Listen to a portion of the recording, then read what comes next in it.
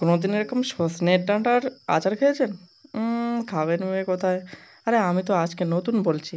১ম এ কি করবেন? সজনের ডাঁটাগুলো কেটে নেবেন, সিদ্ধ করে দেবেন এক সাইডে। আর ডান সাইডে মসলাগুলো ভেজে নেবেন। মসলা আর কি?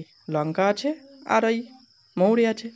আর তারপরে ভাজা হয়ে গেলে কড়াইতে দিয়ে দেবে বাতাসা বা চিনি দিলেও কোনো অসুবিধা নেই, গুড় দিলেও কোনো অসুবিধা নেই। তারপরে এই যে ভিনেগার মানে বুঝতেই তো পারছো সবাই। তাহলে ওই একটুখানি দিয়ে দেবে, বেশি দেওয়ার দরকার নেই। ঠিক আছে? অল্প করে দিলে হবে, আমি যেমন দিয়েছি পরিমাণ মতো দেবে।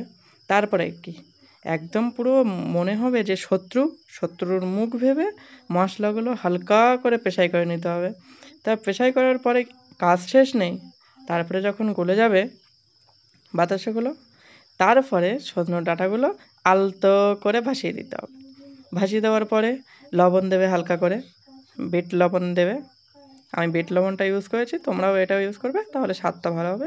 তারপরে আর কি মশলাগুলো মুখে ছড়িয়ে দাও, ফুল চন্দনের মতো ছড়িয়ে দাও। ছড়িয়ে দেওয়ার পরে ঘুটঘুট করে এদিকে ওদিকে ওদিকে এদিকে নাড়িয়ে নাড়িয়ে তোমরা ট্রাই করলে আমার থেকে বেটার কালার আসবে। যদি ভালো লাগে সাবস্ক্রাইব করে দিও।